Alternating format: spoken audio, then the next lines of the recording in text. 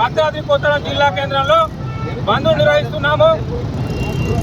గత సంవత్సరం చూసుకున్నట్టయితే బీజేపీ పాలనలో 370 సీట్లతోని నరేంద్ర మోడీ గారు విర్రవీగుతూ రాజ్యాంగాన్ని మారుస్తామని చెప్పి పిచ్చి కూతలు పూయడం వల్ల మొన్న జరిగిన ఎలక్షన్లలో మన సోదరులందరూ కూడా తగిన బుద్ధి చెప్పి దాన్ని 250కే పరిమితం చేసిర్రు. ఇక అనుకున్నాడు రాజ్యాంగాన్ని మారుతాం, ఇలా జోలికి పోతే మన కుదరదురా బాబు అనుకొని వర్గీకరణ పేరుతో ముసుగులో ముందుకొచ్చి మనకు వర్గీకరణ అనే కుండలు ఇచ్చి రాజ్యాంగాన్ని మనకు దూరం చేసే విధంగా మన క్రిమిలేయర్ విధానం తీసుకొచ్చి కుండలు దొక్కుపోతాడు అనేది మన మందకృష్ణ సోదరుడు గమనించాల. అన్నా మందకృష్ణ అన్న, నువ్వు చేయబట్టుకే వర్గీకరణ జరిగిందని ఎంతో గొప్పగా చెప్పుకుంటూ ఈ రోజు ర్యాలీలు సన్మానాలు చేసుకుంటున్నావు.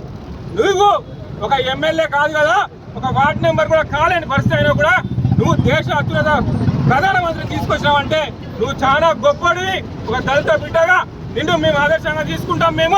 మేము కూడా నువ్వు ఏ విధంగా ఉద్యమం చేశావో అదే రకంగా ఉద్యమాలు చేసి మేము ఈ దేశ ప్రజా నరేంద్ర మోడీ బిడలు పూస్తామని చెప్పి ఈ సందర్భంగా తెలియజేస్తూ, మందకృష్ణ మాదిరి అన్న వాడు మన కుండలిచ్చి మన బిందెలు తప్పుకపోతాడన్నా, జర కళ్ళు తెరుచుకొని మన దళిత సంఘాలను దళిత జాతిని మేలుకొల్పు.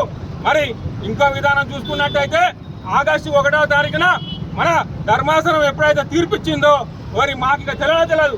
అసెంబ్లీలో వెంటనే నేను ఆర్డినెన్స్ ప్రకటించి మరి నేను ముఖ్యమంత్రిని అత్యుత్తమ ముఖ్యమంత్రి అవుతానని చెప్పి ఈ యొక్క తెలంగాణ ముఖ్యమంత్రి రేవంత్ రెడ్డి గారు ఎంతో గొప్పగా చెప్పుకుంటున్నాడు. మరి ఈ సందర్భం కూడా తెలియజేస్తున్నాను, ఇల్లల్కగానే పండగ కాదన్నా, మరి ధర్మాసనం తీర్పు ఇవ్వగానే ఇక నేను ఆర్డినెన్స్ చేస్తా, నేను వర్గీకరణ చేస్తా అని చెప్పుకున్నావు. నువ్వు అందరికంటే పెద్ద మాది అని చెప్పుకోవడానికి రేవంత్ రెడ్డి గారు ఎంతో ఉపన్యాసం ఇచ్చి ఎంతో పండగ పండవు.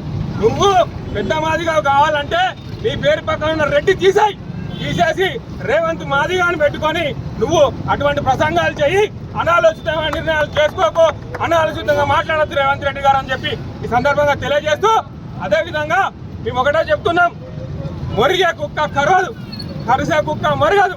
మొన్నటిదాకా మొరిగిళ్ళు మేము కరుస్తాం బిడ్డ, గుర్తుంచుకోండి, మేము ఖచ్చితంగా కరుస్తాం.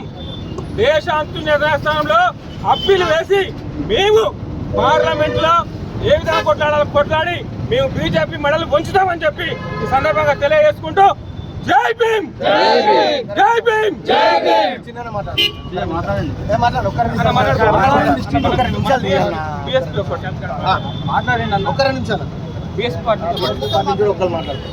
తీయనా ఒక్క 2 నిమిషాలే, ఊక రాగా 2 నిమిషాలు గులా పెద్ద అన్న